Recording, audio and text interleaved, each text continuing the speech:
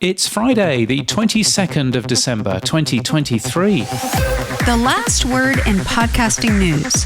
This is the Podnews Weekly Review with James Cridland and Sam Sethi. Yes, I'm James Cridland, the editor of Podnews. Happy Christmas from me. And I'm Sam Sethi, the CEO of True Fans, and a happy Christmas from him. In the chapters today, how many sats per minute should you pay? Is your podcast bigger than a Netflix show?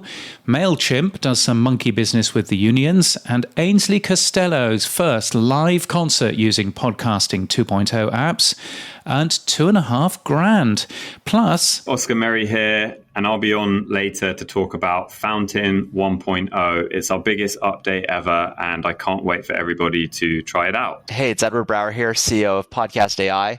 I'll be on later to talk about our platform. This is Jason Hudgens from Podcast Guru. I'll be on later to talk about our Android and iOS apps for Podcasting 2.0. They will. This podcast is sponsored by Buzzsprout. Last week, 2,696 people started a podcast with Buzzsprout.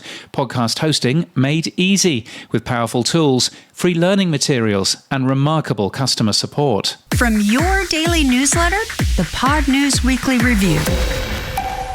So, last show of the year, James. Here we go. Nearly last show of the year. We've got another one next week, of course. Damn, yes, that's true. Gosh. Okay. Yeah. Nearly last show of the year, James. There we go. Now, that'll be fine. After I've edited it, that'll be fine. Nobody will know. Nobody will know. Now, I've always wondered when we do value for value, when we do SAT payments, what should be a minimum payment? It's always been a bugbear of mine that podcasts are the poor digital partner. Everyone pays for films, music, books, but they don't pay for podcasts. And it's always been, why won't you do it? And there was a report out by Taylortown, which I don't know, but it was a very interesting report I saw on analysing the dollar per hour for other mediums. And they calculated for things like the New York Times, Spotify, Netflix, Hulu, YouTube. And they came up with a sort of average of about 53 53 US cents or so, 50 or so US cents per hour. Yes. That's essentially what people are paying. If you take, how long you watch Netflix and how much Netflix costs, for example, Netflix, you'll spend 43 hours a month watching, apparently, which then works it out to about $0.50 per hour is what you're basically paying for that, which is interesting, isn't it? Yeah, so once you've got this sort of average of consumption content payment per hour, I thought, why don't I try and see what that would be in sats and what you would do for a podcast? So I took a 60-minute podcast and I said, okay, 50 cents, that's 1,163 sats. And at the top end, $2, that's 4,600 sats per hour. Okay, what's the equivalent per minute? Well, strangely, it was just over 20 sats, so I'm going to go 21 sats per minute would be the minimum, and 77 sats per minute would be the maximum. And that would be lovely if that was the actual floor and maybe the average pricing that people would pay for podcasts. Yeah, it's nice. So I think I quite like the idea of essentially working it out as 1,200 sats essentially is just over 50 cents, which is what you're spending if you are using, for example, Spotify or Hulu or Netflix or any of these other services. All of them seem to gravitate around 50 cents per hour. YouTube's slightly higher than that, 56 cents an hour. So, I thought that was a really interesting number. So worthwhile bearing in mind that probably we should be looking at about 1,200 as this standard that people should be, ideally paying to listen to this particular show per hour. I know that there are plenty of people who do that, but possibly a little bit less. So, I thought that was an interesting thing. Yeah. Well, let's move on then. Now, talking about comparing to Netflix, you had a report about comparing your podcast to Netflix. What was that one about? Yes, so Netflix published some consumption data for 18,000 of their shows from earlier on in the year, from a 7-month period, by the looks of things, which is seemingly very strange. thing, 1st of January to the end of June. Anyway, we pulled that data in. We worked out how podcasts would compare to that. So I did a little bit of a little sort of page that you could type in your monthly download figures, how long your show was, and then it would compare that with a Netflix show. And this show is smaller than any Netflix show, I have to tell you. I know. And the Podnews Daily is as well. I mean, it is only 4 minutes long, so it's probably, going to be that way. But there are plenty of shows which are very, very big. Adam, No Agenda, for example, seems to do pretty well. I think it's bigger than, from memory, about 47% of all Netflix shows. So it was just nice. And I think it ties in with stuff that you've been saying recently, Sam, about time spent listening being the important metric for us to have a look at rather than just pure downloads. Yeah, exactly. Well, if you want to go and do that, James, is it on the website you said? It's on your Podnews Daily site? It is. It's on podnews.net, and just do a quick search for Netflix, and you'll find that really easily. It's worth a play, and even if you're not big enough to be in that list, it still gives you a nice, interesting number that you can go away and wow your friends with. Okay. Now, James, talking about downloads, those Apple Podcast changes. In September, Apple released a new version of Apple Podcast, which seems to have had a real effect on the industry. Tell me more. Yeah, loads of people reporting that their main podcast numbers are down. And we talked about Buzzsprout's numbers last week, and that was work that I did with Buzzsprout's numbers. But it's the turn of Libsyn this week to have their say. And The Feed is a great podcast worth a listen to. They reckon that Apple's changes could mean 30% fewer downloads for your show come January. From The Feed, here's Rob Walsh. If shows have over 300 episodes, they could and should expect to see their total weekly downloads at the end of November be greater than a 25% drop below where their weekly numbers were in early September. I mean, that's quite a big drop. And because of the Apple Podcasts thing, I think Rob is very clever in pointing out that this is really only affecting podcasts that have lots of back catalogue. So if you're doing new shows, new episodes, it's probably not affecting you as much as the big back catalogue, which was affected by, the fault in Apple Podcasts. He does go on to say, though, it doesn't mean fewer people are listening to your show. Here's the thing. And I want people to remember this. Your audience size did not change. Those numbers, those extra downloads that were happening to your back catalog weren't being listened to. It's just right-sizing your downloads, your monthly and weekly downloads, to what's more realistic and what's really happening. I think it's a really good point. It's well worth a listen. There's tons more of talk about Apple Podcasts, downloads and stuff like that. It's The Feed, the official Libsyn podcast, is what you need to be searching for. And he also mentions that Spotify's numbers are down as well, which is something that I've spotted from other platforms as well. So I think it's one to watch for next year. But I like the fact that it isn't changing your current users, it's the back catalogue. So, I mean, again, not as big an issue as it first seemed to be. Well, hopefully.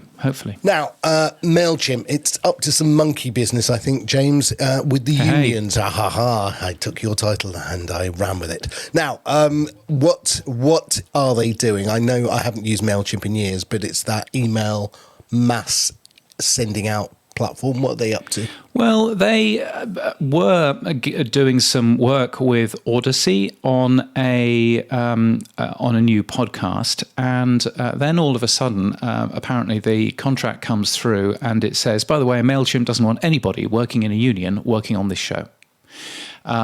Which I just find really weird. That is a really strange. It's a really strange request. Why would you ask for that? That makes no sense whatsoever. Anyway, The Verge reported this, and they said that the contract required all work on the series to be performed by non-union workers. The WGAE, the Writers Guild of America East, has a website to contact MailChimp and to say, what are you playing around with? That's a very strange choice of MailChimp's. Yeah, and I can't quite pick my head out of it. They're now owned by Intuit, and Intuit basically spends millions, getting the government to make filing taxes difficult. I don't know. Maybe it's just something to do with Intuit's. I don't know. It's a weird one. I mean, it's a weird one. Yeah, it could be an Intuit, thing. It could be what they firmly believe, that unions are a bad idea. It's a pretty horrible company, is Intuit. Podnews has never used MailChimp, and frankly, I don't believe if you are working in the podcast industry, I don't think you should be using MailChimp either. So there are plenty of good people to go with instead. If you like what MailChimp does, then you'll probably like what Email Octopus does. I love the way that they've called themselves Email Octopus. Another word for mail, another word for chimp. Email Octopus. It's really funny. But so there's that, or the Sendy, which we use, or there's all kinds of other tools as well. What a strange thing. No idea what all of that is about. Doubtless somebody might want to send us a boostergram and explain the issues that this company has with unions, because I'd love to know about it. Now, one of these cases that's been rattling around for a while, it's Sirius XM have been in court from the suing by the National Association of the Deaf. And we thought we were going to get a judgment. It seems it's not going to be a judgment right now. What's going on, James? No, we were due, this has been going for 2 years, and we were due a judgment in December. That was then pushed back to the end of January because they were apparently having some good conversations. The National Association of the Deaf and Sirius XM. The whole thing is because there's no transcripts from the Stitcher app, and of course the Stitcher app no longer exists, but the SiriusXM app certainly does, and there won't be full transcripts baked into the app, which is probably worthwhile mentioning. But according to the National Association of the Deaf, or rather their lawyers, they have said in a letter to the judge that SiriusXM is not willing to engage in meaningful settlement discussions at this time. So can you do that? Just tell the judge, not bothered. I'm not coming to court. I don't know. Maybe they're telling the judge that so that the judge ends up making a ruling against them, without them being in court. I don't know. I suppose that there are two things that have happened over the last 2 years. One thing is that the podcasting 2.0, the new podcast namespace, includes transcripts, and that's not used by many of the big podcast publishers yet, but hopefully will be in the future. But also there's the other sort of side of it, which is actually, if you own an iPhone, if you own a Pixel phone, if you use Chrome to listen to podcasts, as many people do, all of those three things have live captions on them anyway now. So you can actually turn them on your phone, and you can have a listen to the audio, and it will automatically turn that into a live caption for you. And that's now built into the phone. That wasn't the case 2 years ago, particularly for iPhone. So perhaps what SiriusXM are doing, and I don't know, is that they may be just sort of dragging their heels a little bit, just to point out that actually the technology is now built into your phone, and you don't need to worry about live captions, which is a slightly different thing to transcripts, on mobile phones. So perhaps that's their game. I really don't know, but that seems to be going on and on and on. It's not the only thing that SiriusXM is in trouble with at the moment, because they've just been taken to court by New York. The city of New York, or rather the US state of New York, has sued SiriusXM this week because it's almost impossible, they say, to cancel a SiriusXM paid subscription if you have that in your car. And so they're basically suing them for that. This is a city where, of course, the New York Times, it's always been the case that you've not been able to cancel the New York Times without ringing somebody up and talking to them. So not quite sure why they're looking at SiriusXM rather than the New York Times. But still, there we go. So more fun in court for SiriusXM, I'm sure. Okay, James, moving on. We covered a story, or let's say you covered a story about a company called PodcastAI that received $25,000 from Jason Calacanis and a further $100,000 as well. I thought that was a really interesting thing because we haven't seen many podcasting companies getting funded, certainly not through an accelerator as well known as Launch. So I thought I'd catch up with him and find out, A, what is PodcastAI doing? What's so unique about them? And B, how do they actually get their funding? Because they have a very unique way that they approach Jason Calacanis. PodcastAI is a platform to automate your podcast. So if you thought of podcasting as buckets, production, post-production, promotion, and then profit, we would be right now in the post-production and promotion buckets. And cool. So post-production is obviously generating all that metadata that goes along with actually putting your podcast out. We also do, in terms of distribution for YouTubers that use us for that metadata, we actually make it so that we generate a feed for them. They can submit those to the platforms. So essentially, they use us, they get a beautiful website generated, they get that feed automatically, and they get all that metadata and promotion stuff that they use for their channel. Okay, so basically, if I've got this right, I've recorded my show, I've got an audio or video, I come to PodcastAI, I create my account, I upload it to you guys, and in that process, what happens next? Talk me through it. So essentially, you upload the file, and then you have a few steps that are automated. So transcription, generation of chapters, generation of key points, identification of the speakers in the chapters. It'll generate the description of the episode, the title, even if you want. And then once you have all of that, there's a step called memorization. The reason for memorization is that we put every single paragraph in the episode into a vector database. What that means is that not only does the show website that we generate have an amazing search function, and by amazing, I mean you could search for Netflix, and if all you spoke about in the episode was streaming services and you never even said Netflix, that would still come up as a top result because it's conceptually the same thing. And also, when you're setting up your show, you're actually also creating the hosts as AI hosts. You're uploading a sample of the voice as well. And what happens is those AI hosts become available for AI chat with the episode, post-episode as Q&A. And the AI hosts actually respond in their voice to any audience questions that you type in. And the AI hosts actually have access to all those memories, quote unquote, of every past episode. So you can imagine how powerful that is. It is your podcast's archivists. We have shows that have over 1,800 episodes, notably Jason's, and that just becomes super powerful over time. So PodcastAI has that archive essentially of your show because you're memorizing.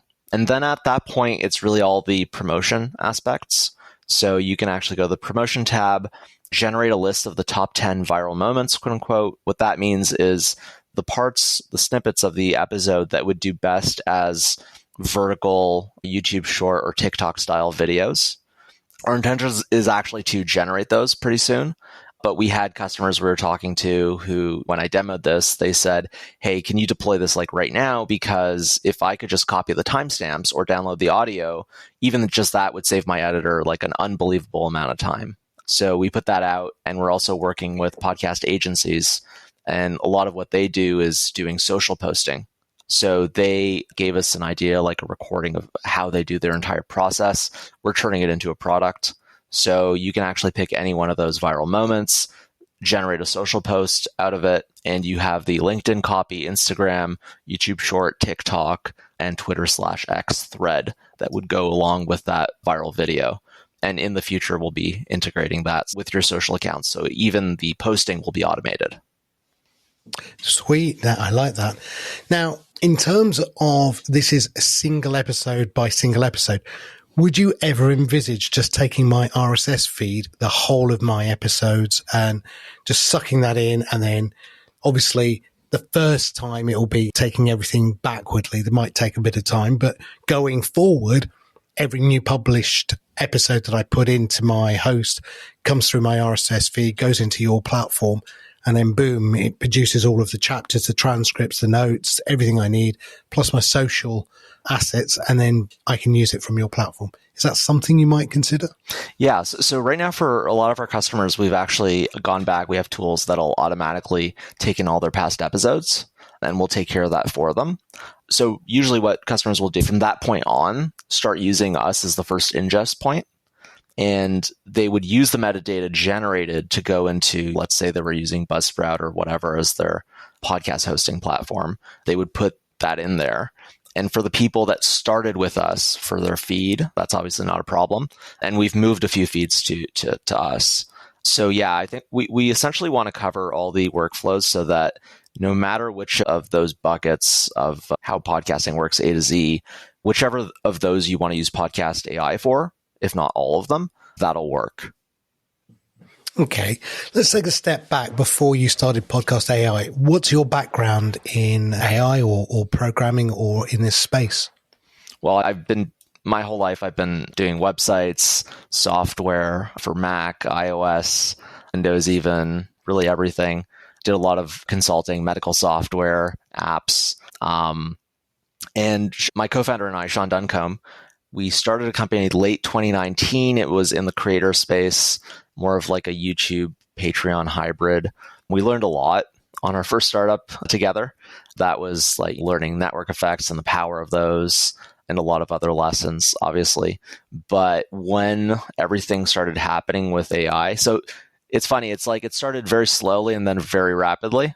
And I remember looking at all the current AI tech a few years ago. And the interesting thing is, back then I was looking at it for transcription was kind of interesting, but also, for example, here's an example of 3 YouTube titles and generate 7 more. That's the kind of thing that was possible. But with ChatGPT, really the incredible thing was it wasn't a technical change. It was actually just 2 realizations, which was these LLMs, they just autocomplete 1 word at a time, or 1 token really, but 1 word, let's say. And they're just continuing the story so that it's coherent.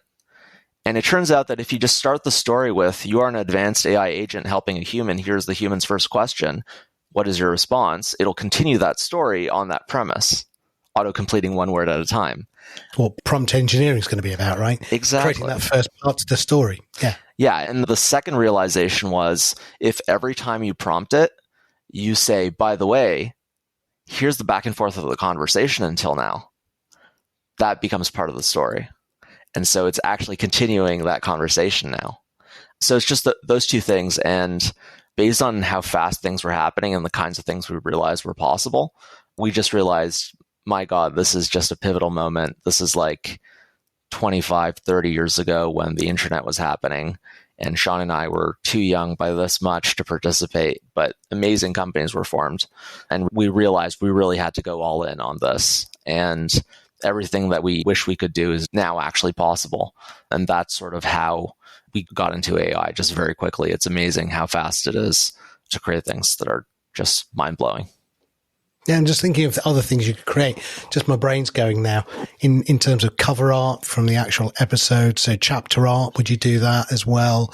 Possibly taking the transcript and producing a summary of that total transcript down to like a small paragraph. There's so much you could do with it because obviously I've used ChatGPT and some of the AI stability programs and some of that and DALL-E. And so suddenly when you've got all of that with that content, you can create so much of the, as you said, the metadata post-production stuff and then the promotion stuff.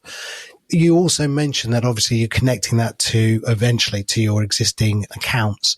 Will you be able to, because what's really interesting, I've seen also taking prompts from AI and it generates video from that. So even if you're coming from an audio with a transcript, you can create a video. It's not a hallucination, but in effect it is, because that video didn't even exist. It's a produced video by the AI rather than any real video that you're actually asking it to edit or manipulate. Yeah, that's actually some part of the original vision. So, and we can talk sort of about how we actually got into all this, but yeah, part of it was us generating a parody of the All In podcast.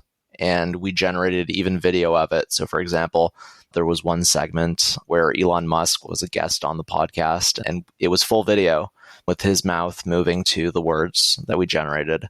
So essentially, part of what we're building with those AI hosts that have the memories based on all past transcripts is the ability to generate unique content in the future. It's not for every kind of podcast, obviously. In some content, the value is the fact that it's the real people and it's extemporaneous. But what we're going to be able to do is just outright amazing. Yeah, I mean, as you say, probably just scratching the surface. Now, looking forward, I mean, you talked about being able to generate advertising and voice cloning, and from the actual creators, the voice hosts. Talk to me a little bit more about that. Yeah, so the process right now with PodcastAI is you sign up, you pick your plan, and then you create your show. And you don't just create the show, you create the host. And by create the host, that means you actually create, first of all, a profile for the host with their socials, their bio, and also a display picture, and finally a voice sample. The voice sample essentially gives us the ability to generate audio in the host's voice. And we have a few features that work based on that. So that would be the AI chat, for example, on the show website. That lets the audience actually have a back and forth with AI versions of the host, again, trained on past transcripts. And also it gives us the ability to have tools like, for example, we have an ad read generator. So if you're a producer and it's really hard to get your host, get them in the chair doing those ad reads, you have to give it very little. You just give it, what the sponsor name is, kind of the very basic idea. We call it base copy. You could put full copy if somebody wanted a very literal ad read, but you just put that base copy with a call to action, very short. And then you just say how many seconds you want, 60 seconds, let's say, and you pick the reader, which is the host, and hit generate. It will ad lib automatically the entire copy. It's excellent. And you also get an MP3 of the host, the AI host performing it, and you actually just insert that into your podcast.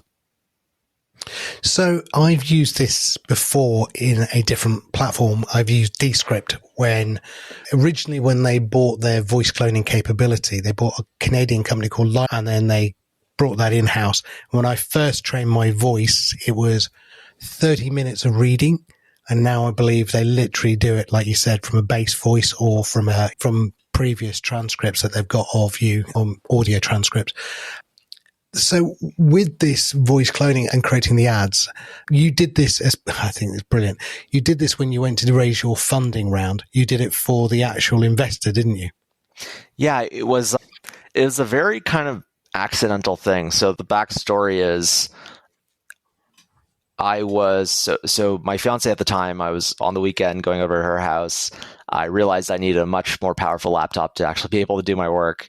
So I bought one of those new Apple laptops that are super powerful. And I just found myself sitting there, and I used one of those text to speech voices to make David Sachs start talking from the All In podcast. And I realized immediately, wow, I could do a parody of this. So they had ended an episode, I think it was like 117. They had started it joking about, oh, you're going to get replaced with an AI. No, the AI I know what it's going to talk about. And so the start of the parody, the premise was the four of them got turned into AIs. So the parody was a 10-minute AI version of the All In podcast. And it was exactly their voices and scripted by me. So, and a fan, so I know how they talk and how those interactions work. I tweeted it, and Jason retweeted, the All In account retweeted, David Sachs retweeted. It just went viral from there. We did in total 6 episodes, and they were getting hundreds of thousands of views. One of them, we went all video using all the latest AI tools that actually allow us to do that, including Elon Musk as sort of a guest in one of those. And people were messaging me like, is this real? There were two buckets of people that thought it was real, and people that were like, oh, this is obviously scripted by a person. And the people that thought it was real, they were like, give us the GitHub repo and stuff like this. And Sean and I, we realized, my God, we have to do something with this. We actually could make this real, actually. And that's how we started looking, and we found podcastai.com, incorporated and joined Founder U, which is Jason's on-ramp to the accelerator. Yeah. And so did he come to you and say, hey, by the way, guys, Edward, you need to come and join me? Or did you think, okay, we can do this. Let's go and join him? Who reached out to who? It was us reaching out in terms of creating that, but Presh from Founder U, he had actually DM'd me. We got so many DMs from prominent people that were just enjoying it and just saying, wow, this is amazing. And Presh had sent me one of those notes, and I saw he was talking about Founder University. He was posting about it because he runs it. And so I messaged him like, hey, like, could we apply? And he was like, yeah, apply. Like, go for it, please. And yeah, we became part of that group, and it was just an amazing experience. And then you moved on to Jason's accelerator launch and raised a further 100,000. So what are you planning on doing with all this money now? I mean, there's two of you. I'm sure it's pretty light. What are you planning on doing? Well, yeah. So we in Founder U towards the end, they picked 10% of the companies to get that 25K check, and then in September we got invited into the accelerator, and that was another 100K check. Our burn is extremely low. We're in fact, the revenue right now is, and we started getting our first customers just in September. The revenue is beyond the burn. So one of the things the biggest expenditure we had so far is applying for O1 visas for Sean and I to move to the States, to California, because we realized with everything happening with AI, you really have to have ground game, be where everything's happening with AI, where all the engineers are, and just have a presence. And for example, a few months ago, having access to GPT-4 was a big advantage. And having access early on to GPT-4, it was a question of who you knew and how much ground game you had. So that's super important. Right. So are you going to expand the team? When are you moving? What's the timeline? So application process for O1s is pretty fast. So right now the bottleneck is we just have to finish up a little bit of pre-paperwork. So hopefully we'll have that done pretty soon. I would say very early in the new year, we should be going down there. Okay. And yeah. And in terms of growing the team, is that an immediate requirement, or just the two of you can keep going for a while? What's it look like?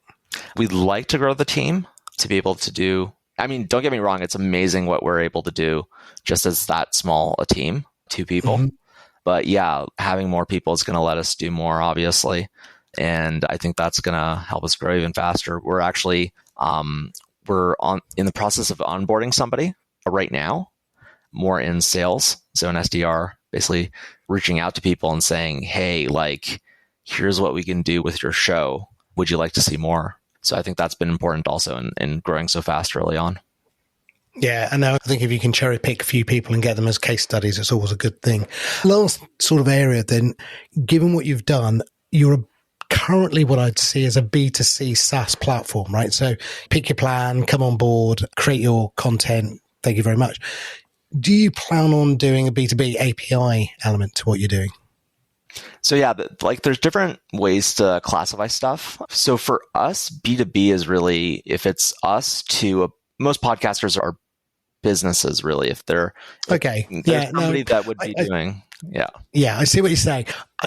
I guess for me, let me refine that question.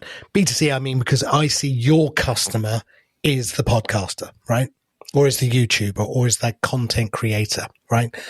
What I mean by B2B is companies like Buzzsprout license their AI from a third party and integrated it into their platform through the API. And I can see many other podcast hosts or podcast apps or other players in the market going, hey, love what you're doing. Not going to be able to replicate what you're doing, but would love to have an AI interface into it so that we would send you the audio directly. It would then bring it back, and we then, based on the AI, on the API, we could then put the transcription here, then we can do all the other bits back, and then that gets fed out. So that's what I meant by B2B. Would you be a solution provider to other application providers? Yeah, so that could happen. It would really depend on if somebody asked for it, we would evaluate at that time. Certainly not difficult for us to do, but just like there's all those aspects of the pipeline for actually producing an episode, in terms of the sort of marketplace, what we see is Customer/retail would be people using podcast players. And we do want to create a product eventually for that. And then the B2B, and there's shades of B2B, right? Obviously. The most basic one is us to a host or a producer. And then the more enterprisey contracts for us would be agencies or networks. So that would be the bigger version of B2B for us. So yeah, for example, our show portal or show website that we generate automatically. So that's like a beautiful website that'll work for most people. But for example, we were just at Sequoia in the past couple days, and they have a really nicely designed website for their podcast. We could totally actually make it so that website could be powered by our API to even automate that website. I'm sure it's a lot of work maintaining it. So there's a lot of things we can do in terms of API to add capabilities to other companies or bigger podcasts and networks out there. And then on the customer side, we have some ideas in terms of things that we think would be extremely interesting based on the technology that we have that nobody else does. Edward, thank you so much. PodcastAI sounds amazing. I'm going to go and have a little play with it myself after this. I might even try and see if we can put an episode of Podnews Weekly into it and see what comes out. That'll be it. Maybe I can get a voice clone of James. That'd be even funnier. I can then use it anywhere else. No, I'm only joking, James. Don't worry. I won't use it. Edward, thank you so much. Tell everyone again, if they want to go and have a play and have a look about PodcastAI, where do they go? So it's podcastai.com. Nice. And last question is, with all of this, are you looking to, as I said, grow beyond? Would you do pre-production work as well in any way? Yeah, so that's kind of interesting. Talking to so many customers, and I already knew this, but it's kind of amazing. Everybody has their Excel spreadsheet or Airtable or Google Sheet for guest scheduling and sponsor scheduling. And everybody showed me like their workflow for guest research. That is something that AI can obviously help with tremendously. And that is something that we do want to build. It's funny, like in the SaaS space. So this is, I believe it's a David Sachs saying, but he says the next great SaaS platform is somebody's Excel spreadsheet. So I think pre-production, I think that's something that's super interesting and something we'd love to do. Edward, thank you so much. Congratulations on what you've achieved so far. I look forward to seeing what you achieve in the future. Thank you. Pleasure. Edward Brawer from PodcastAI. Super interesting. And super interesting as well is the fact that we have a page. So you can have a look at this very podcast. You'll find that at podnewsweeklyreview.onpodcastai.com, which is quite a nice address, isn't it? podnewsweeklyreview.onpodcastai.com. One of the things that it's got in there is it's got speaking durations and whether or not I've spoken longer than you have and all of that. And I seem to talk more than you. Although on November the 24th, the guest spoke longest. Was that the really, really, really long one? I think so. Yes. I don't know, but yeah. So that's pretty cool. So you can go and check that out and give that a go.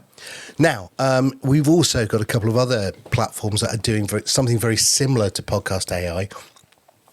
You talked about one called Athos, an AI audio platform that's launched a new tool to create fully produced audio ads from a picture. From a picture. Yes, it's just like bizarre. Yeah, the company's called Athos. I think they're German, but they have this tool where you just take a photograph of, maybe it's your press ad, maybe it's an ad, maybe it's a billboard, for example, maybe it's just a photograph of your store. And it goes away and makes a fully produced audio ad from it somehow. Seems to work quite nicely though. So that was quite nice. So yes, there's that company called Athos. I'll actually be showing that off at Radio Days Europe in Munich in March, and looking forward to having a play with that live on stage. Good luck. What could go wrong? Yeah. Yes. And there's also one called Snipped, which allows you to summarize your favorite podcasts with AI. It's just got selected as Breakout of the Year in the 2023 Millie Awards, which is all very smart. And it'd be interesting to get them on, Sam. Yes, yeah.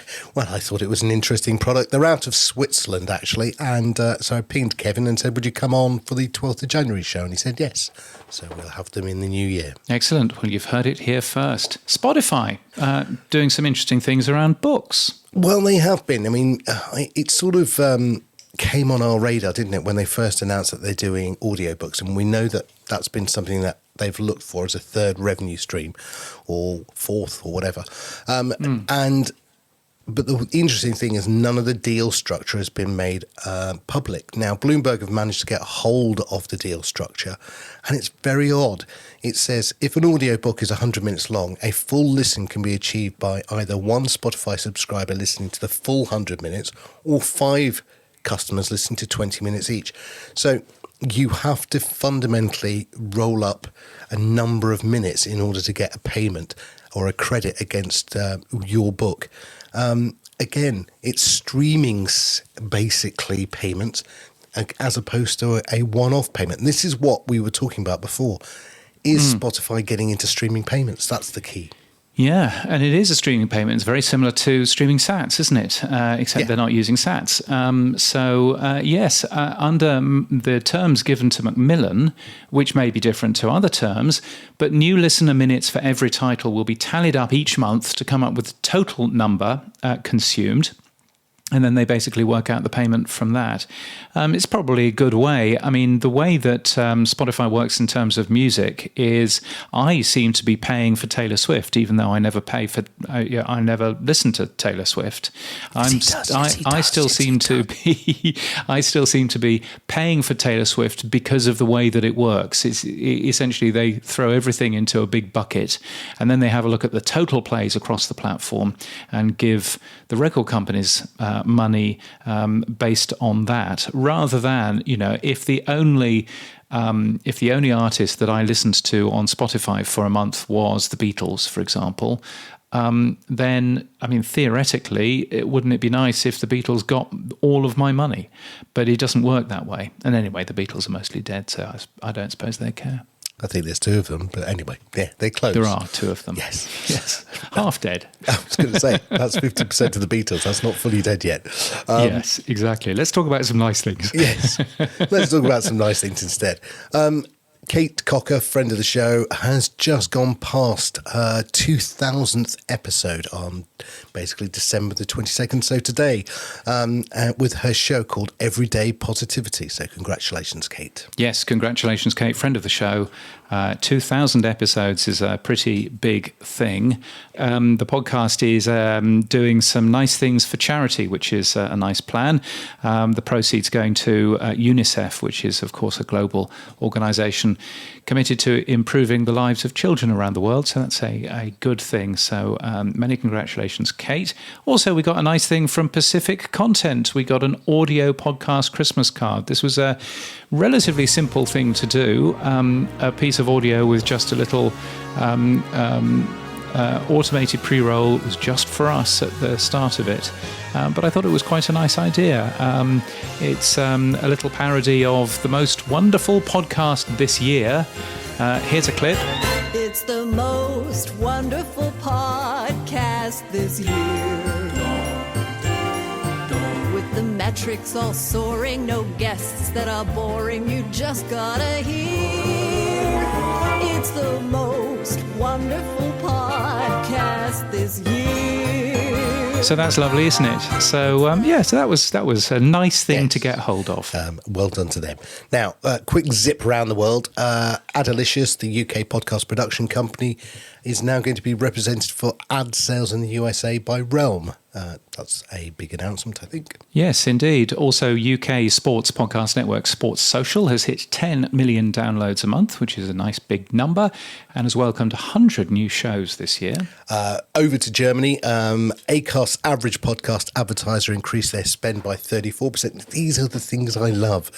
We see the various reports telling us everything's going up, up, up, and then we see downloads going down, down, down. So who knows? Yeah, indeed, because that is nice and positive. There's another nice positive story from Acast in the US as well. 66% of US listeners say it's easier to concentrate on a podcast than an audiobook, which I kind of think makes a bit of sense. They've also published a roundup of trends for 2023 as well. Talkhouse, which is a production podcast network, saw an increase of 148% in listeners. Unique reach also increased by 148%. I often wonder when you see numbers like that they're the same. But anyway, that's what they said. So there you go. Indeed. And an interesting thing from Germany that Stefan spotted. There's a German community radio website which basically gives you an RSS feed, but you can choose what shows and what content you want within that RSS feed. So you can basically fix it just for the stuff that you want and nothing else. It's much easier for them to do that rather than to offer, 60, 70 different feeds available in Apple Podcasts, which would just confuse everybody.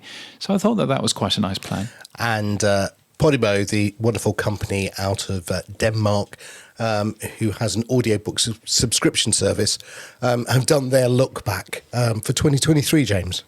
Yes, they have. They ended up doing, it's much the same as Spotify Unwrapped, except it looks at what subscribers listened to in 2023. But from that, they ended up with details saying that true crime in Finland and Norway is becoming less popular, which is interesting. News and politics, if you're in Spain and the Netherlands, is becoming more popular, which again is interesting. And erotic podcasts are becoming much more popular in Germany. The filthy Germans. Those Germans, yes. Filthy Germans. And also Podimo, of course, out of Copenhagen, but they're in a number of different countries. Ivux, out of Spain, has also done something that they've called the Ivux Rewind 2023. And that's, again, listeners' summaries of the year. And again, we see some data coming out of that as well. So the podcast that made buzz, whatever that means, Planet Occulto is the number one there.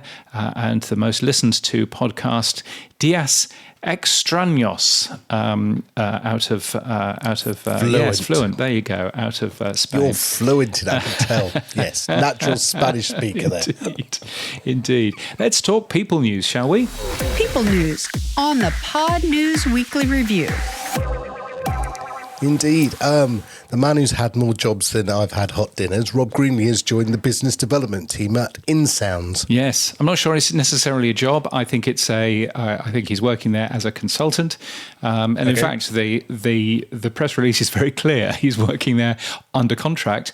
But it's an interesting tool. I'm learning more about it because I'm doing some keynotes about AI and that sort of thing next year, and so I'll be chatting with Rob in the new year.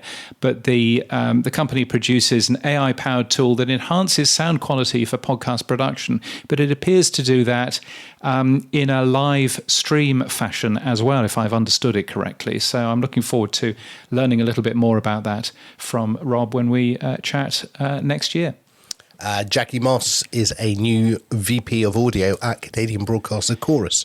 She starts on January the 1st. Yes, there is an Aussie doing that job at the moment, a man called Ronnie Stanton, who is a larger-than-life chap who has a lot of Hawaiian shirts. He lives here in Queensland in Australia. He's on planes a lot. And apparently he has a new opportunity, which he will be telling us about anytime soon. So I'm looking forward to that. And then quickly going through a couple of other things here. AJ Feliciano, who's a good man from The Roost, is now VP of The Roost, which is a good promotion for him. Andy Rogers is starting a new position as Senior Director of Partnerships and Publishers at Libsyn, which is nice to see some new jobs going at Libsyn. And Tom Connaughton, I hope I've pronounced his name right.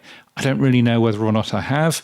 Anyway, he is quite senior at Spotify. He's managing director of UK and Ireland for the company. He's been there for 6 years, but he has said on LinkedIn that his time as managing director of Spotify UK and Ireland has come to an end. That was about a week after the announcements of 1,500 job losses, so one can assume it's one of those. But yeah, some interesting big changes, therefore, going on in Spotify right now. We've not heard of any other big names who have left yet as a result of that 1,500. But you would assume that there's going to be more larger names in there too. Mm-hmm. And I assume they're going to have to replace him somehow. I mean, you can't have a rudderless UK operation. No, indeed. Podcast events on the Podnews Weekly Review. Events, James, let's crack on. Yes, let's talk about events, and many congratulations. We're recording this on Thursday morning for you, so we're right in the middle of the two shows from Ainsley Costello, and the numbers are in from her first live show, I believe. Yeah, I mean, we all stayed up till 1 o'clock in the morning for the start of the show and went to bed at 3, which might describe why my brain's a little foggy. But that said, it was very well done. Congratulations to Dovidas and the team at RSS Blue. It all went very smoothly. All the apps, Fountain, Podverse, True Fans, Podcast Guru were all on stage. Sats were flowing. Lots of big numbers were flowing through it. There is a person who may have put 1 million sats. I think Olby may have blocked it. We're not quite sure. We're waiting on some auditing of that one. But fundamentally, lots of 100,000 sats, lots of 200,000 sats. So it went very well. And there's another show on Thursday. So the day of the recording today of our show. And hopefully she'll go through another 5 million plus. I think that show's going to be much bigger than the one that we saw last night. So congratulations, Ainsley. Interesting to see. So many congratulations, Ainsley, on that. A couple of other announcements in terms of events are the On Air Fest in Brooklyn, which is happening February the 28th to March the 1st. That includes a Hot Pod session. It's the main Hot Pod conference. And I've been invited with a free ticket, which is lovely, but it's in New York. It's very expensive to get to New York. No free flight with that one then? So I'm not sure. No free flight, no free hotel. Right. So I'm not sure necessarily that is a thing that I can quite manage. I mean, I would love to do that, but I don't think I can quite manage that. But looking forward, though, to the podcast show in London, which is in May, where you and I will both be. They have vacancies as well. They're looking for a head of conference programming. Not quite sure what that means for Tom, so might find out about that, and an exhibition marketing executive as well. More details at podnews.net/jobs. And there are more events, both paid for and free, at Podnews virtual events or events in a place with people. If you're organising something, tell the world about it. It's free to be listed at podnews.net/events. The tech stuff on the Podnews Weekly Review. Yes, it's the stuff you'll find every Monday in the Podnews newsletter. Here is where we do all of the tech talk. Crikey, yes, we've got a bit of it, haven't we? Well, we have a little bit, but it's actually just very quick highlights. Music Freediverse is a new place for musicians to post their songs as an RSS feed. It uses PeerTube, which is the open source equivalent to YouTube. Mm-hmm. Others in this space, of course, are RSS Blue, who did the event for Ainsley, LM Beats and Waveflake. So, look, lots and lots of new directories appearing for musicians. How they'll all compete, what they will do to differentiate, time will tell. Indeed. 95 Google has taken a look at how the Google Podcasts migration process to YouTube Music looks like. It's not something that we can see here, either in Australia or in the UK, but it is something which is going on in the US right now. Interestingly, they have reported that a feature called Mark as Played will be coming shortly to the YouTube Podcasts app, or rather YouTube Music app, which I had actually heard about. So it's nice that they have also heard about that and they have reported it. And they've also added something, they being YouTube Music, have also apparently added a feature which is called Podcast Recommendations. Now, I've just checked. I have this on YouTube Music, and I've been listening to a few podcasts in YouTube Music. So I'm looking forward to seeing some notifications about podcasts that I might want to listen to. Not quite sure how that works. Wouldn't it be lovely if they were using the pod roll? But I don't think that they're going to. Yeah, something to keep an eye on though. Well, I think you'll get that Indonesian podcast out of Australia as one of your first recommendations, James. Yes, quite possibly. I would have thought. Now, Podnews, you're on Mastodon. Tell me more.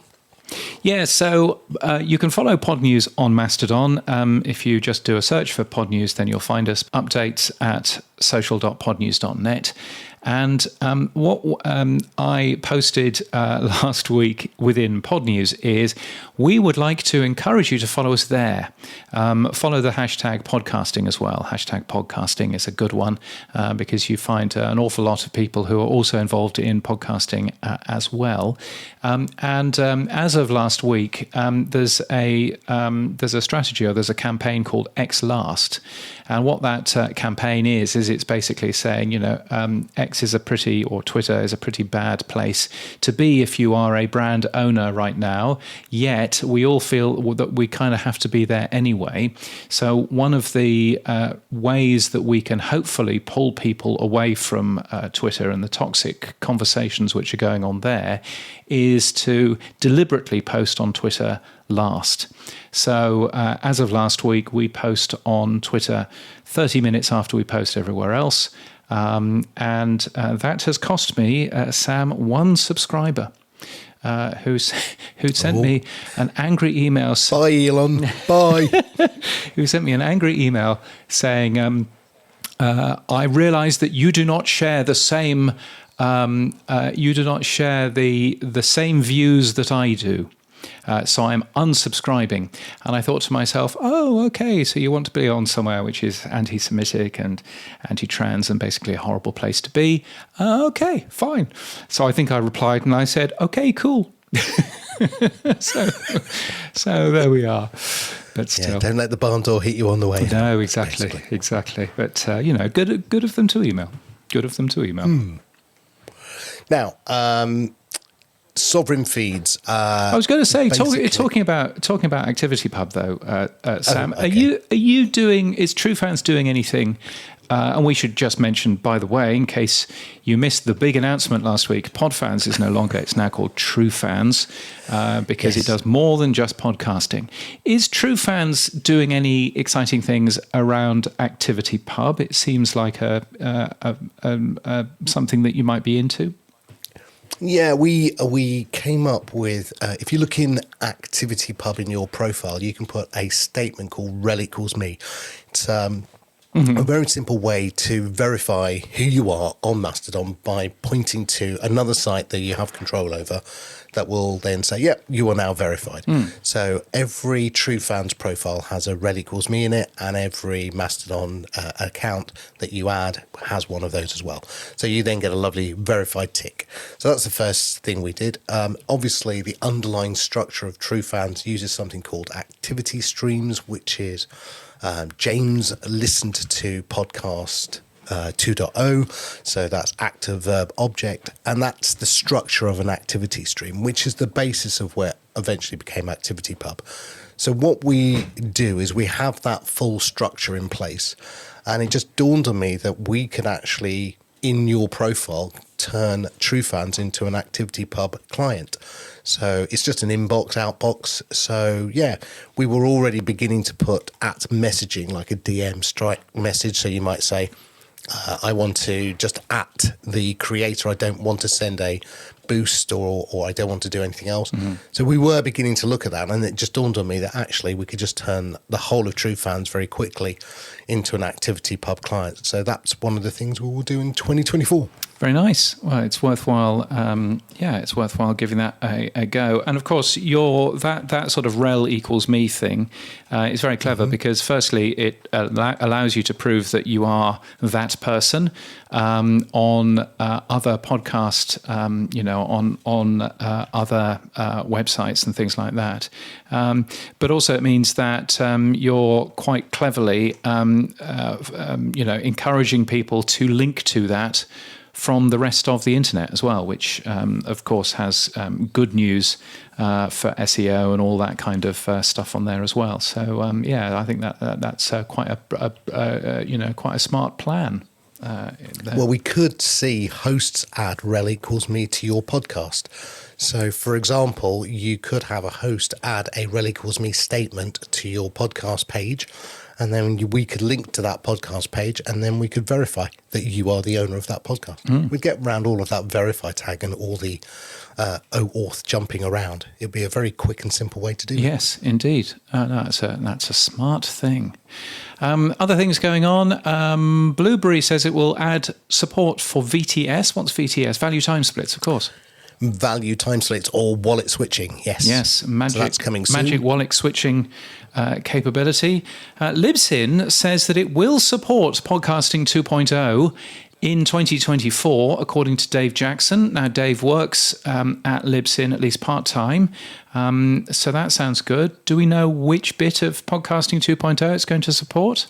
No, I was listening to The Future of Podcasting with Dave and Daniel, and they just reiterated, or Dave reiterated that in several internal meetings, that they are committing to supporting Podcasting 2.0. So I thought, yeah, that's great. Well done. Oh, well, that's pretty good. Sovereign Feed's also now supporting the alternate enclosure to enable video, like TrueFans, so that's a good thing too. There's a new version of Wavelake, which is coming soon. It'd be nice to get Sam Means back on. But exciting things happening with Fountain as well. Yeah, Fountain, as of this recording, have just dropped version 1.0 of Fountain, which has been approved by Apple. They're already in the Google Play Store, and I thought I'd catch up with Oscar to find out what's new in Fountain 1.0. Yeah, really exciting. We've been working incredibly hard over the past 3 or 4 months now, working on a complete redesign of the Fountain mobile app for our Fountain 1.0 release. So we've really tried to focus heavily on user experience, design, and just general usability and performance for our 1.0 release. I think Fountain's been around for about 2 years now, and I think we've done a really amazing job with kind of spearheading some of the new Podcasting 2.0 features, and that's what has enabled us to get to this point. But I think because we were moving so quickly, we sometimes lacked on the usability front and the design front. Whereas now with this 1.0 release, we have an incredibly well-designed app that feels really spacious, easy to use. All of the features that we've implemented over the last 2 years have been polished, so they all work a lot more smoothly, a lot more intuitively. And we also have some really exciting new features that we've added to the 1.0 release as well. So yeah, we're really excited about it. It should be live on iOS and Android now by the time this interview goes out. So yeah, can't wait for everybody to get their hands on it and give it a try. Yeah, you've given me a sneak preview. It looks really good. You talked about some new features in it. So let's start off with, what are the highlights of the new features? Yeah, so I guess to take a step back and talk about the why behind Fountain, one of our fundamental beliefs, and it's why we started Fountain, is that we believe that there's incredible knowledge, insight, and wisdom that exists within the podcast medium, but we feel that it's often locked away in the long form format, and also the mechanism of subscribing to an RSS feed and seeing your episodes kind of appear in your list each day when you open the app. And many of the features in Fountain and the improvements that we've included with 1.0, the goal is really to help you discover great audio content and to help you discover great podcasts. So one of the features that's been in Fountain since day one is our clipping feature. So you can create clips on Fountain, and with the social features that we have, you can see all of the clips from your followers when they create them. So the idea here is, let's say you're really into a podcast on sports, but I'm not necessarily interested in that to the level where I subscribe to the feed. There might still be an amazing clip from that podcast that I find really interesting, and I might listen to that clip. That might make me listen to that episode, and that's great for everybody, but it doesn't require me as a listener to actually subscribe to the full feed. So clipping is really important for us. What we've done in Fountain 1.0 around clipping is two things. The first is we have a brand new clipping tool that makes it so quick and easy to create a clip directly from the player. The second thing that we've done is we've added clip stories, what we're calling clip stories, on the home feed. And what this means is you can very quickly see which of your followers on Fountain have created clips, and you can quickly jump into those clips, browse through them really easily by swiping through the clips and having them autoplay, and then like or reply to the clips or view the full episode directly from the clip player. So the clipping tool and the new clip player, we think, are just going to take the clips experience on Fountain to a whole nother level. And ultimately, that clipping experience is going to drive discovery for the podcaster, which is everything what we're all about, really. So yeah, clipping has had a massive revamp. Really excited about that. The second thing we've done is just improve the main player.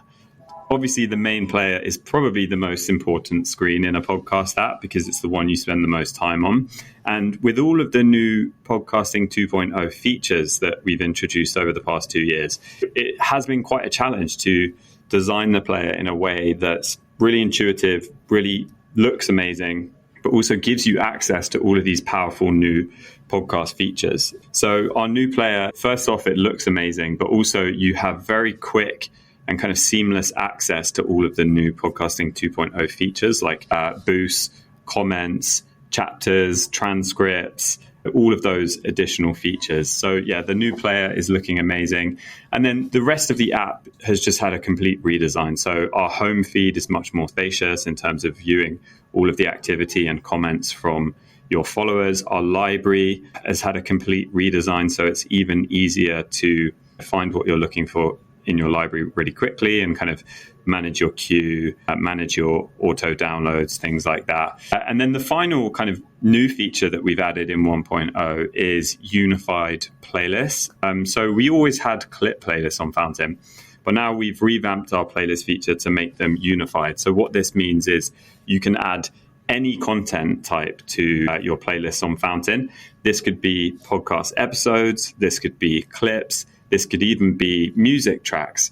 And we've seen with the introduction of the music medium tag, more and more music is appearing in podcasting. And we think playlists is a great way to kind of help people discover these new music tracks. So yeah, there's an incredible amount in Fountain 1.0. Obviously, we've got a full blog post that goes through all of this on our website. So obviously, hopefully we'll put this in the show notes and everyone can read more about it. But yeah, it's a massive update, complete redesign. And we just hope that all of the exciting new features around Podcasting 2.0, people will see that we've kind of refined them in this version and kind of made them easier to use. I feel like I need to do the Adam Curry round of applause, cheers, something like that.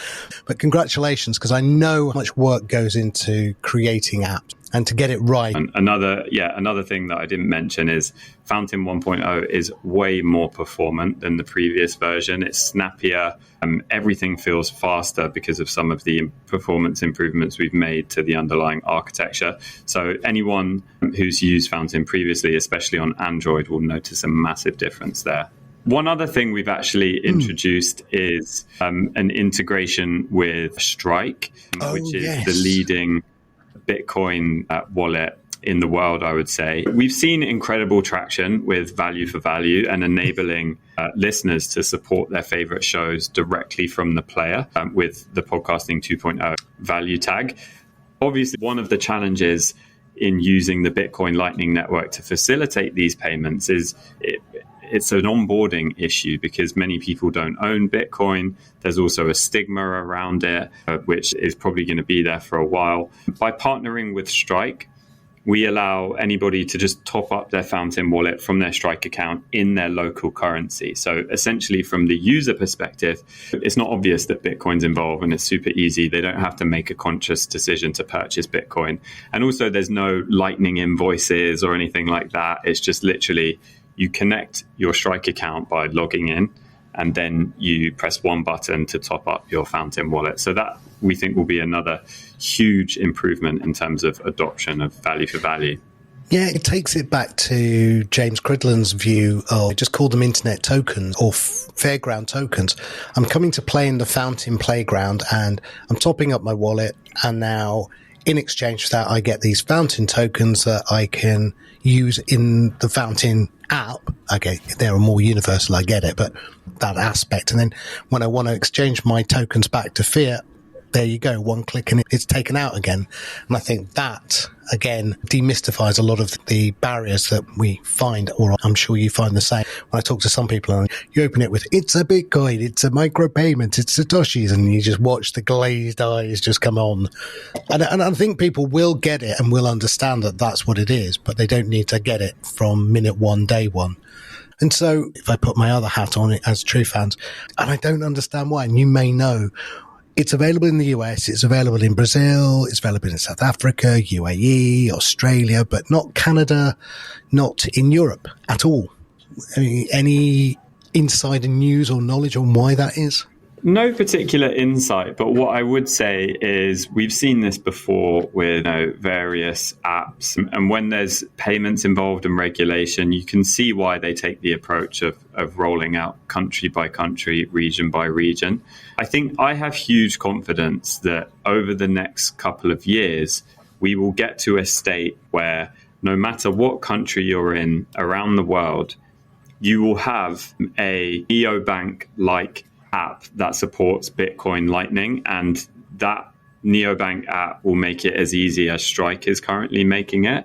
And I think that it is a challenge right now because in countries, we're both based here in the UK, and there's not really that obvious option like Strike in the UK, but I think it will happen. And we just need to make sure that we've built an amazing experience for when that does happen. But yeah, I think in a couple of years, this problem won't exist and everybody will understand what the Lightning Network is.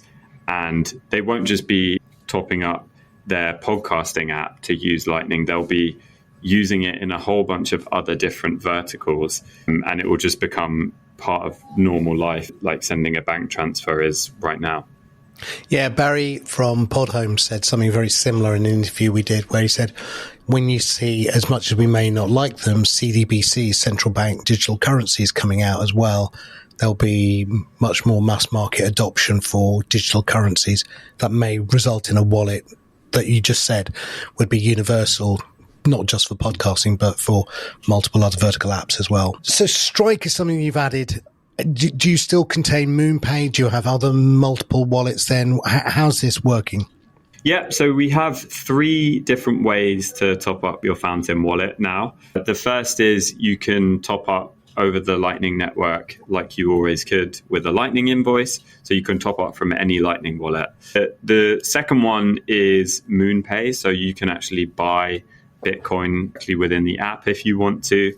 And then this new one that we've added is Strike, which is probably the most seamless one, especially if you already have a Strike account. And obviously, if you're topping up from Strike, as I mentioned, you don't have to actually buy Bitcoin because you can just top up from your local currency balance on Strike.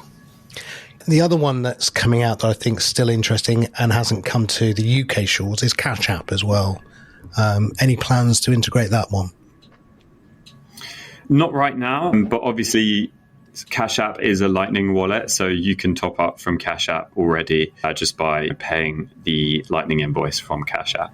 Right. Oscar, amazing. Well done. Congratulations on Fountain 1.0. Remind everyone, if they want to get their hands on it, where would they go? Yeah, so we should be live by the time this interview goes out. So you can download Fountain 1.0 on iOS or Android. You can also just go to our website, fountain.fm, to see all of the new 1.0 features explained. We've also got a brand new kind of website as well that kind of goes over everything to do with Fountain, but also podcasting 2.0 more broadly. We also have a great section on our website specifically for podcasters. So if you're a podcaster looking to learn more about podcasting 2.0, the new features like transcripts, chapters, or value for value, just go to fountain.fm/podcasters and we've got all of the information there. But yeah, would love everybody to download the latest update, give it a try. And if you think it's an improvement, we'd love your feedback. If you don't, we'd still love your feedback. But I think for anyone who has tried Fountain, they'll see a massive, massive difference in this version. And yeah, can't wait for people to try it out.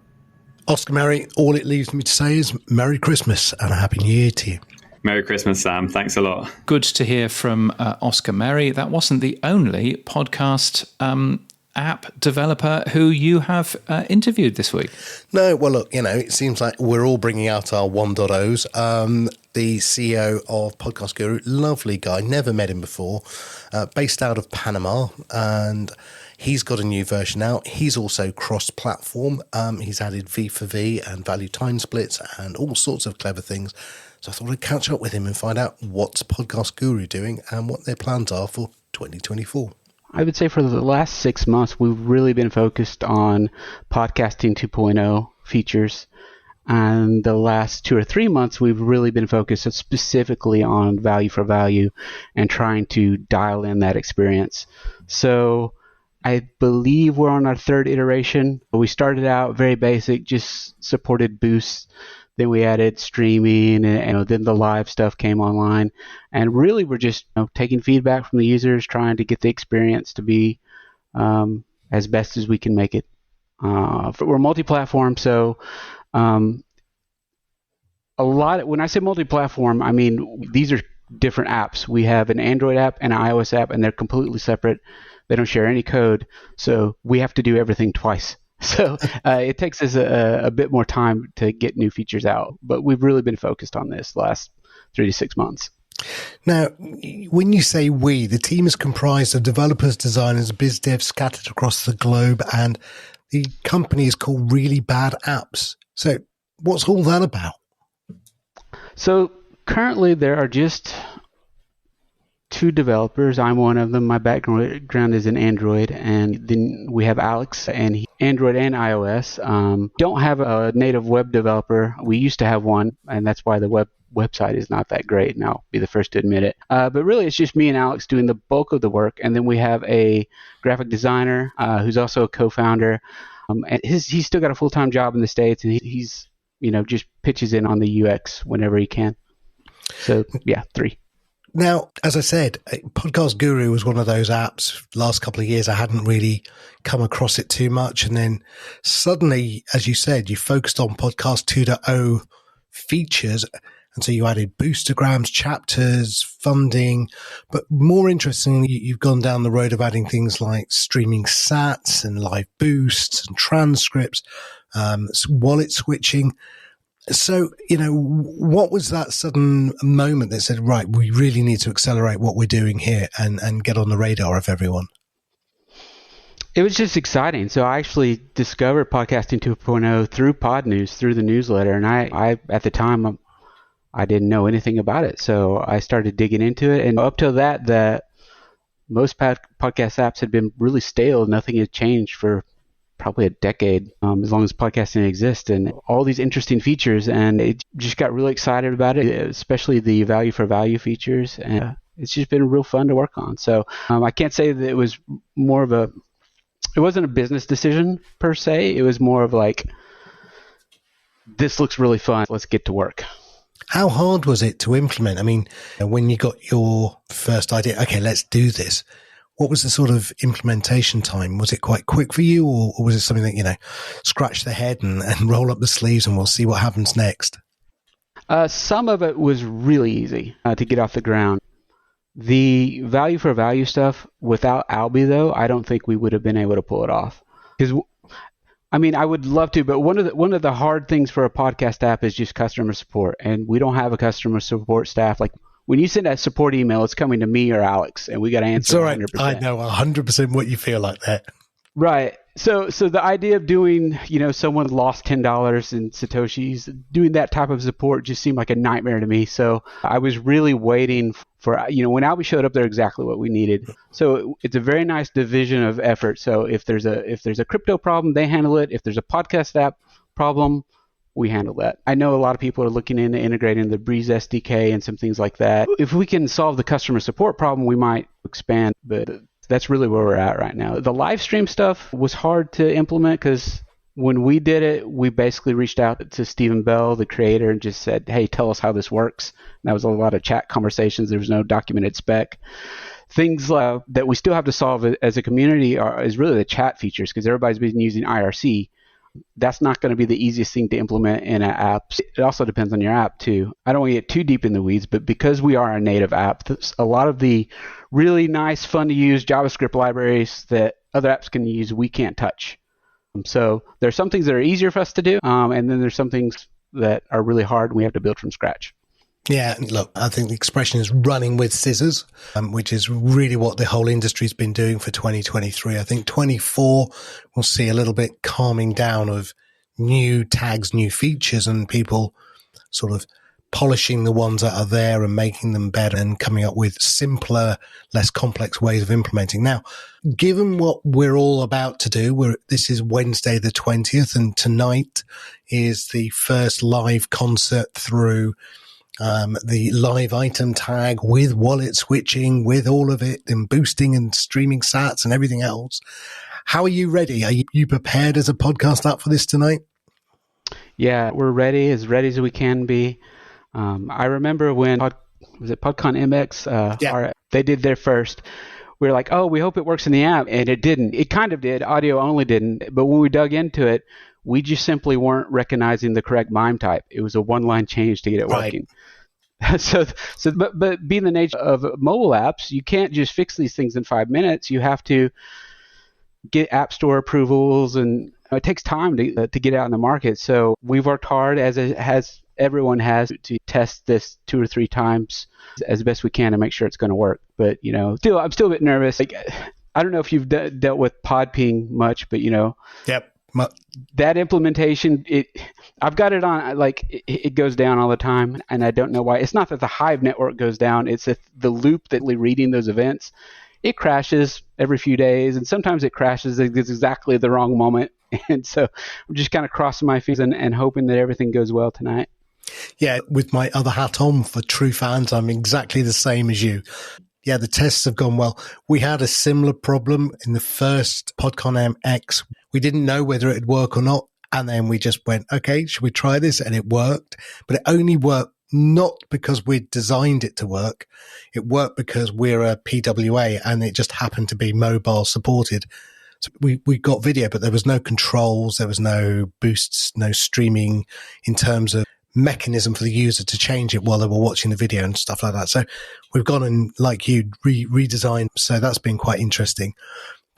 But when we did one of the tests, it worked, no problem. And then we did another test with RSS Blue and it didn't work. And we were like, why is this not working? Blah, blah, blah. And it was just a simple, like you said, a one-line switch of, in our case, it was adding HTTPS in front of the feed URL, which wasn't part of the feed that we'd seen. And then when they did the update, it wouldn't update. So it was like pulling your hair out and going, and then it's suddenly, oh, was that it? Was that the reason? Yeah. So, and it's really frustrating when you can fix it in 5 minutes, but the guy at Google or Apple that's going to approve your release is going to take 4 days. So that's the life, though. So tonight's interesting. Now, one of the other technical things that all of us have had to look at is this called live wallet switching. So we've got, just to reiterate, we're all doing live item tag. We're all doing streams. We're all doing boosts. We're all doing post-recorded wallet switching. Now we have to jump through the last part of the hoop, which is live wallet switching using something called Socket.io. How have you got on with that one? We've got it working, but here's the current problem with it, and I'm sure it's going to impact everyone as well, is it's just a stream of events, and the audio stream is separate.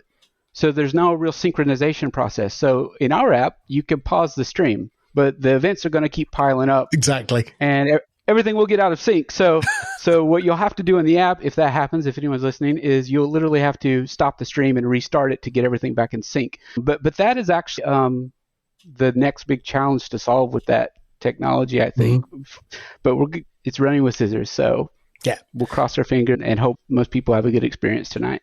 Yeah, we think we've got it working as well. We won't know until the evening. It won't affect, actually, the first part of the show. It'll only affect when we switch wallets. So we'll find out. And then the other part is we were umming and ahhing. Again, it goes back to what you said earlier, Jason. Some of these technologies need to be refined, rehoned.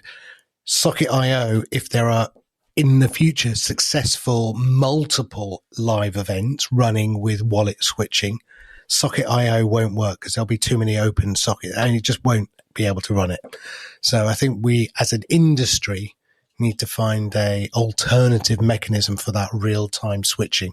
I spoke to Dave Jones just recently and he said PodPing is too slow as a mechanism to do that because by the time the ping's gone out and then everyone's adopted it, things are not happening quick enough.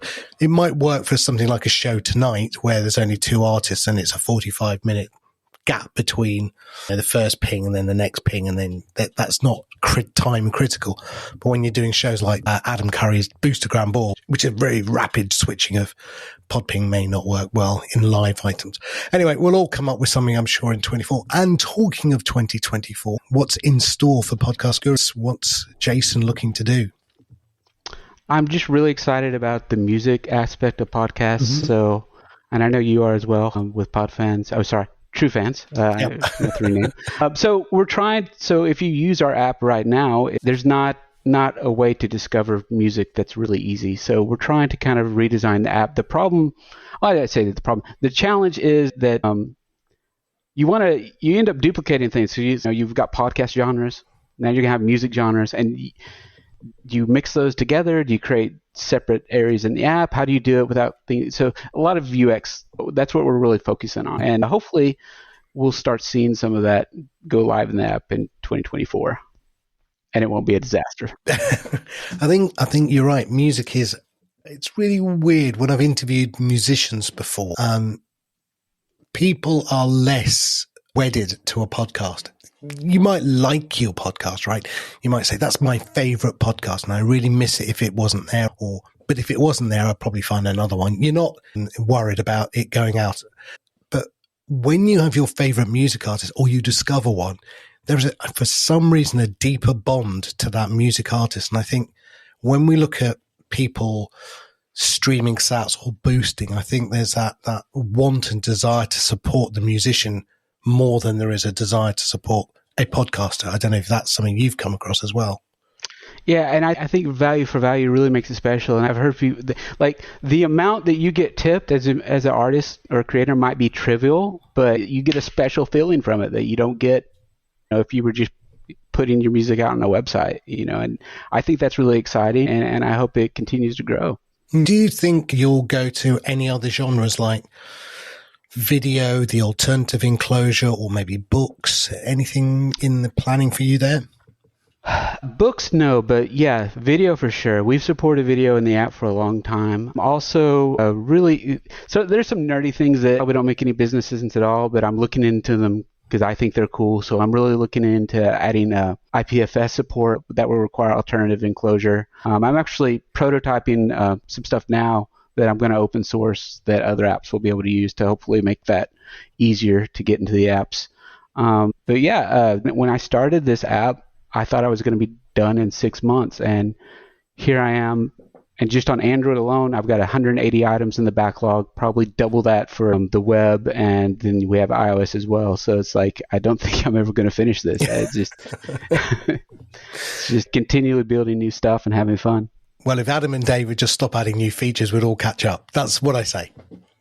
No, then you'll come along and get bored and add something cool, and everybody will have to do that. You know, Yeah, exactly. They're definitely at the heart of it. But I think this community, like, that's one thing that's really cool. This community didn't exist 3 years ago, and I know, like, a lot of indie app developers, you have, you know, Spotify, and everybody's coming in trying to eat our lunch, and I feel like two can play at that. And your app, these other apps, I don't view you guys as competitors. We're all collaborators, right? Exactly. It's been really wonderful, and I think the community is just going to keep going and attracting more devs and more listeners as well.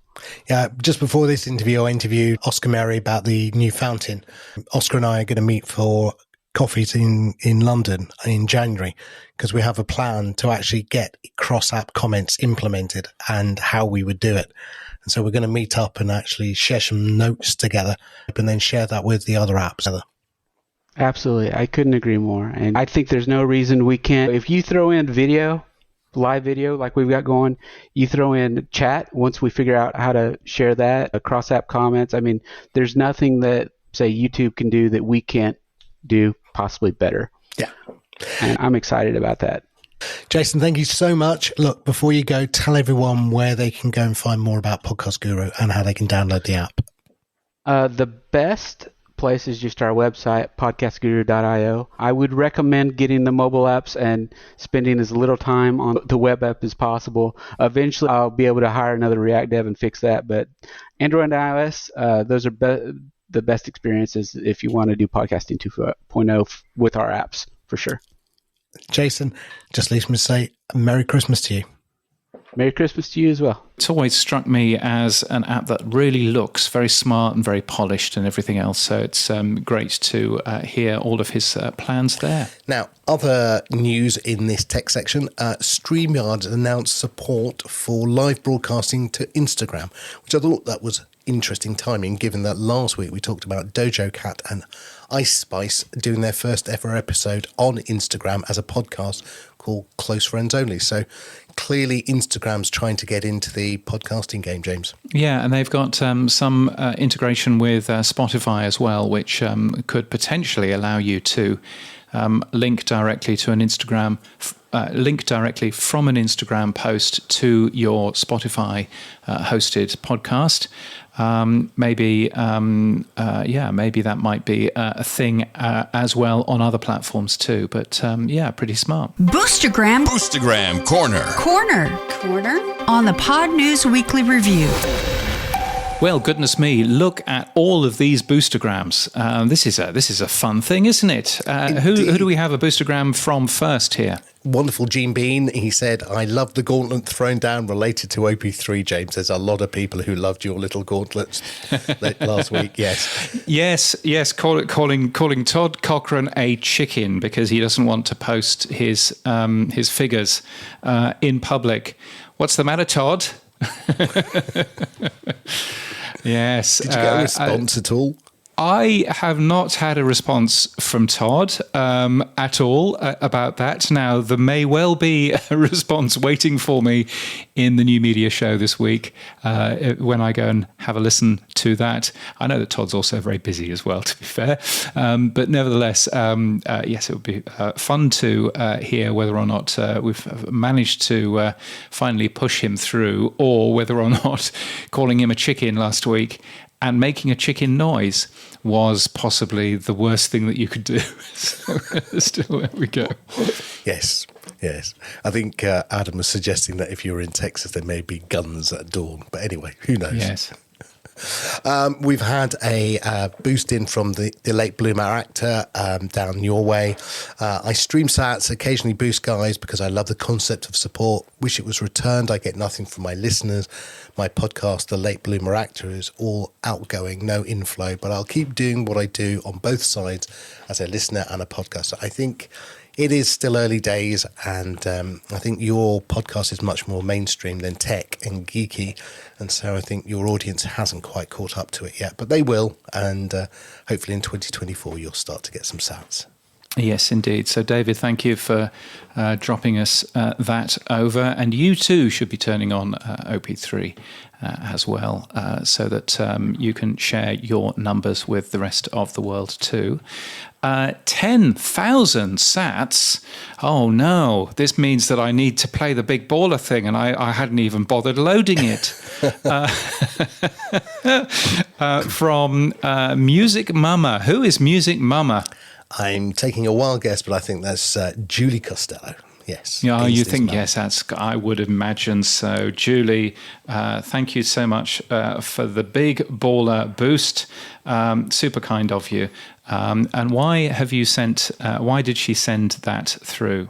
Well, she was very pleased that we changed our name to True Fans. And it's actually in longer conversations with Julie and several other musicians that pushed us over the edge to go and do it sooner than we were planning. We were thinking of changing the name later on, but she said, no, for musicians, having something like True Fans would be a much more generic than Pod Fans. So we did. So she's very happy that we did. Excellent, Julie. Thank you. There you go. Found it eventually. John Wilkerson, thank you for everything you do for podcasting and value for value. 2,000 sats. Thank you, John. Thank you for everything you do too. Pest Merc. Who's Pest Merc? I wonder. Anyway, some feedback about one of our interviewees last week who, was a little bit echoey, wasn't he? Yes, JL. It was JL, wasn't it? Yeah. Yes. I mean, he's a music person. He's not a podcaster. Oh, God. He was sat in a room and he didn't have headphones on to begin with. So we got him to get some headphones. And then eventually it was like, oh, well, that's the best we're getting. Yes, as you said, a professional musician. So what can you do? Yeah, exactly. So anyway, yes, so I had to fast forward through the guy in the echoey bathroom. 500 sats. Yes, agreed. Thank you. And 2,222 sats. That's a row of ducks from Kyrin at the Mere Mortals podcast and Mere Mortals book review and all of that kind of stuff. Viva True Fans, he says. That's a pretty decent name change. Captures the spirit of value for value nicely. Enjoy your flight and holiday, James. I wonder why they're still recording Podcasting 2.0 at a later time. Oh, yes, I wonder why as well. Oh, I think we found the replacement for you, James. Oh, yeah? Who's the replacement? I think it's Kyrin. Oh, do you think? Yes. Well, there we are. We're looking forward to all catching up at some point in the new year when you come down under and pop up to Bris Vegas for a day or two. If you get value from what we do, the Podnews Weekly Review is separate from Podnews. Sam and I share everything from it. We really appreciate your support so we can continue making the show. You can become a power supporter at weekly.podnews.net with your beautiful credit card, or you can support us with your even more beautiful sats by hitting the boost button in your podcast app. And if you don't have one, podnews.net/new podcast apps will help you find a new app. You could probably start by taking a look at truefans.fm. So what's happened for you this week then, Sam? Well, it seems it's the season to unwrap your 1.0 version. We saw Fountain and Podcast Guru. So yes, True Fans has removed the sticker. All are welcome on in. The waitlist has been removed. So yes, please come and give us a go. Give us some feedback. Tell us what you like, what you don't like. But yes, happy Christmas. 1.0 version is out. Yes, indeed. So I think that is all very good stuff. And sadly, I have to say, I said my father-in-law's 93rd birthday was last week. Sadly, he's passed away since. So, he had a glass of champagne and a bit of cake, and he had all his family around him for his birthday. And that was jolly lovely to do. But sadly, he passed away, at the beginning of this week. So there you go. Oh, well, I'm sorry to hear that. And I think, it's a good thing that it happened straight after a very positive, thing after his 93rd birthday. So, so I hope that you're getting some, feeling of joy from that, but that can't have been fun. No. So, James, what's happened for you this week? So this week has been very hot, very, very hot. All of a sudden it started raining now, and it's going to rain for the next 5 days. And I don't care, because in 2 days' time I'm jumping on an aeroplane and I'm going to somewhere where it always rains, the UK. So, so that should be all nice. So we're looking forward to packing everything and doing all of that. We're leaving the dog here. The dog will be being looked after, so don't worry too much about any of that. So that's been fun. And I've just been, just sort of fiddling around. One of my recent projects is closing my Medium account and seeing if I can automatically redirect all of those links from Medium to my own blog, which is going to be an interesting one, given that my own blog is on a static website. But I think I've worked out a way of doing it. So hopefully by the time that this goes out, I'll have actually worked out how to do it, and everybody will be amazed at my technical prowess. Excellent. And that's it for this week. Thank you to our many guests this week. And if you've enjoyed this episode of Podnews Weekly Review, you can also listen to Podnews Daily. You can visit the website podnews.net and subscribe to the newsletter there. There is much more podcasting news than we can cover in this show as well. You can give feedback to James and me by sending us a Boostergram. If your podcast app doesn't support Boost, then grab a new one from podnews.net/new podcast apps. Yes, our music is from Studio Dragonfly. Our voiceover is Sheila D. We use CleanFeed for our main audio, and we're hosted and sponsored by Buzzsprout. Podcast hosting made easy. Now, you're probably wondering, what am I going to do when there won't be a Podnews Weekly Review next week? Well, there will be, because next week we are asking a bunch of our friends what the future is, but we're also asking them what their positive things were from 2023 as well. We've got a bunch of really, really good voices for you. Nobody in an echoey bathroom either. So that's coming up on the 29th of December, that bit between Christmas and New Year. And then the following week, on the 5th of January, it's time for us to have a look at our predictions from last year, work out whether or not we got anything right or not. Slightly concerned. And to look ahead for next year as well. So that's coming out on Friday, the 5th of January. So basically, you've got a Podnews Weekly Review for the next couple of weeks. And that's all good. And back with the normal show on the 12th of January. So until then, stay safe and keep listening. Get updated every day.